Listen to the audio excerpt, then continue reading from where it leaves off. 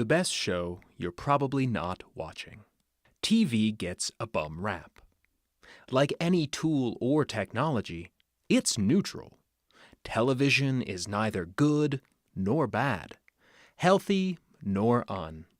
We, the users of such tools and technologies, are the lucky pronouncers of such designations and definitions based upon their use. Binge-watching, albeit easy, certainly isn't evil. Excessive? Sure. Bad for retention and recall? Probably. All I can say for certain is after watching 12 seasons of the CW Supernatural over the span of a couple months, the details of all the Winchester's exploits are a bit foggy. My guess is the fuzziness has to do with the way memory functions. Sleep plays a big part in the consolidation of memory. So, the more episodes you watch in a row between sleeps, the blurrier the particulars become. Anyway, back to the point. TV is what you make it.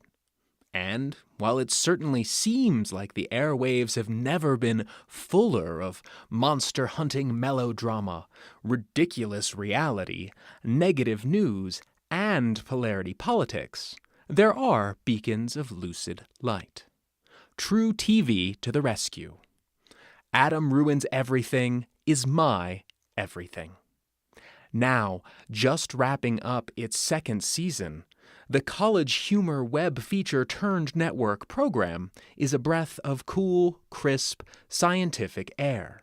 The comedian/host, Adam Conover, spends his 22 minutes of airtime dispelling popular misconceptions about all sorts of things and cites his sources.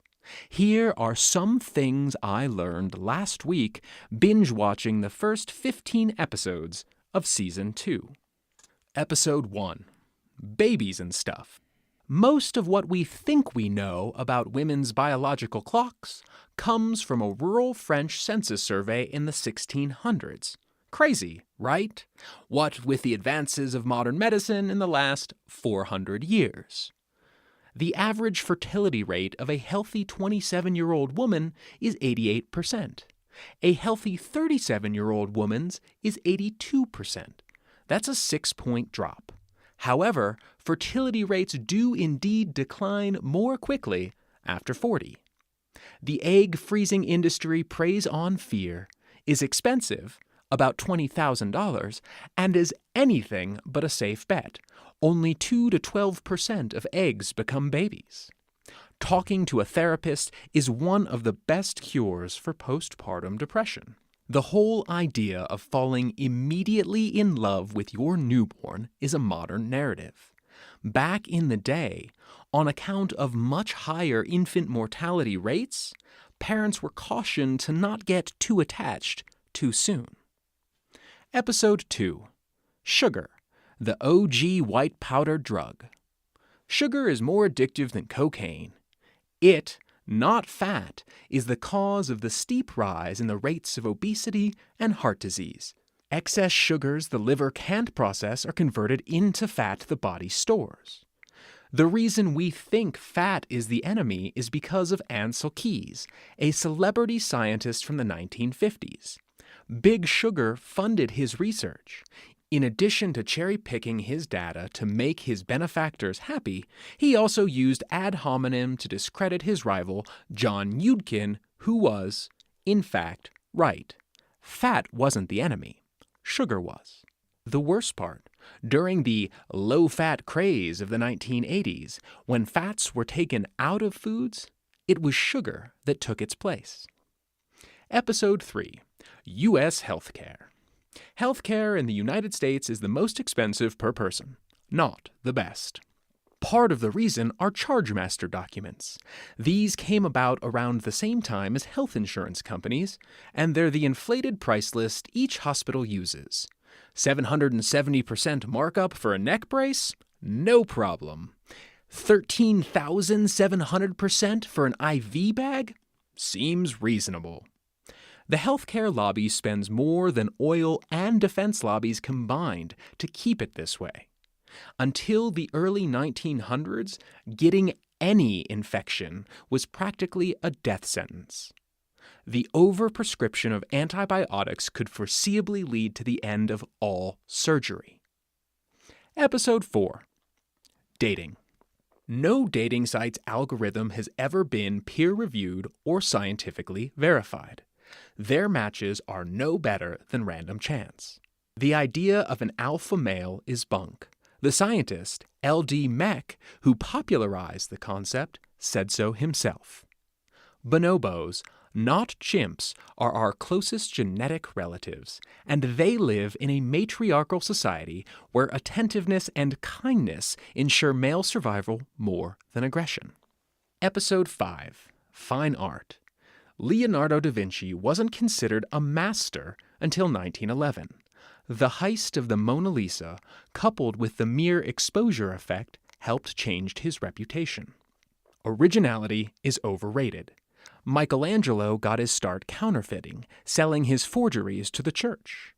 Van Gogh copied Millet. Manet, who copied Titian, inspired Monet.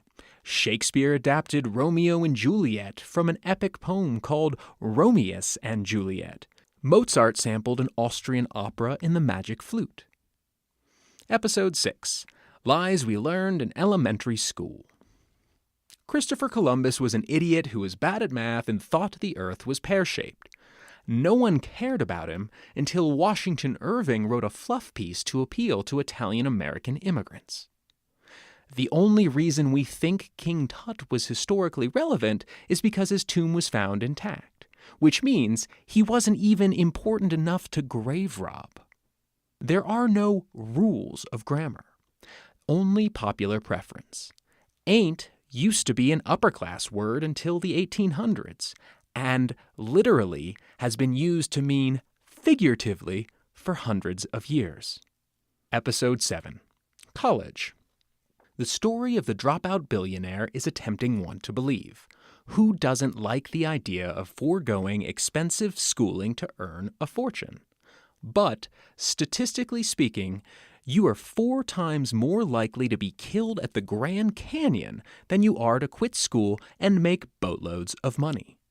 The dropout billionaire narrative is a great example of survivor bias. We only hear the stories about the exceptional few, Gates, Zuckerberg, etc., not the overwhelming majority, who drop out and fail. You are 71% more likely to be unemployed without a university degree. Episode 8. Corrections. This one is all about correcting the information the show got wrong in previous episodes. Talk about scientific dedication. IQ tests were originally designed in 1904 France as kindergarten entrance exams.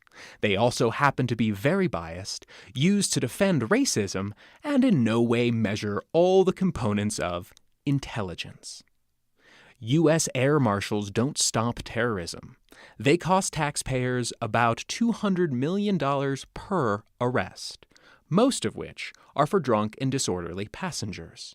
Facts don't change people's minds because of identity protective cognition. Fun aside, in this episode they also cover the backfire effect, which itself hasn't been able to be replicated by scientists since the initial finding. Episode 9. Vacation Destinations. The United States illegally annexed the sovereign nation of Hawaii and then systematically used racist policies to disenfranchise the natives. Mount Rushmore stands in violation of a treaty the government made with the Sioux Nation, which it broke because gold was discovered on the land. The only reason Teddy Roosevelt is featured on Mount Rushmore is because the sculptor who made it was a fanboy. Slot machines aren't gambling. They're engineered addiction devices responsible for 85% of casino earnings, designed to prey on human cognitive glitches in order to create gambling addicts. Episode 10. The Suburbs. The fixation of having a green lawn is ludicrous. Each day, 9 billion gallons of water and countless herbicides and pesticides are used in attempts to keep foreign plant species, most of the grasses in the states were imported from Asia and Africa, alive. Suburban development policies originated in racism and have served to promote institutional poverty. Schools in the United States have never been more segregated than they are today. Episode 11. The Economy. The Dow, GDP, and unemployment rate are all very specific metrics that in no way accurately measure the health of an entire economy. The tax preparation industry is massive. It actively spends millions of dollars each year to lobby against legislation to simplify the way taxes are done. Taxes, in the U.S., are a backward transaction. Can you think of any other bill you, the consumer, prepares, then pays? In all other customer exchanges, the people you owe money to tell you how much you owe. You don't have to do all the math. They do. Episode 12. Conspiracy Theories. Given the cinematographic technology of the 1960s, it was cheaper to physically send people to the moon than it would have been to develop all the lights necessary to fake the moon landing. Due to an array of cognitive biases, some of which are contradictory, we're all disposed to believing conspiracy theories. Episode 13. Wellness. Toxins aren't sweat out, or even real. No toxin has ever been found in a lab, but many things can be toxic in high dosage. MSG is safe. It was developed by a scientist in 1908 to isolate the umami flavor. Lab tests have never been able to link MSG to any of the symptoms it's said to cause. The reason people don't like it has more to do with xenophobia than health.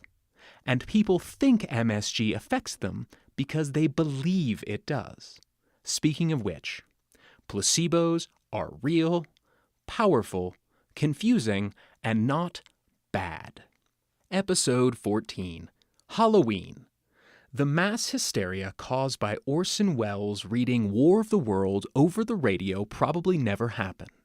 The story itself was the clickbait of the Times, published by the print industry to discredit its new competition, radio, by showing how dangerous it was. The story of a kid finding a razor blade in his or her candy is an urban legend.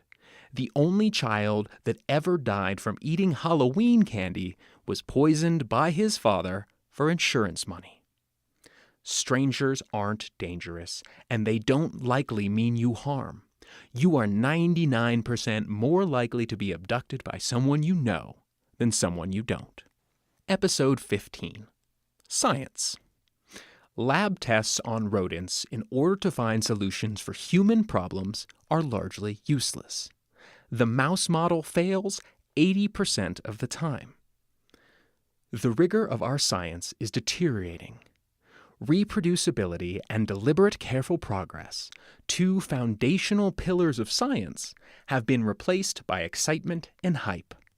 Cuts in funding and shifts in who's footing the bill mean there are fewer jobs and increased pressure to produce headlines and buzz, not comb through colleagues' findings.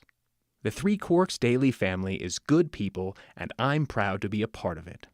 One of the featured experts on this episode was Dr. Azra Raza, a badass oncologist curing cancer who's also an editor at 3QD. No big deal. I spent a lot of hours using a tool last week. My tool of choice was TV. And because of how I used it, I learned a lot. Now I wonder what Sam and Dean are up to.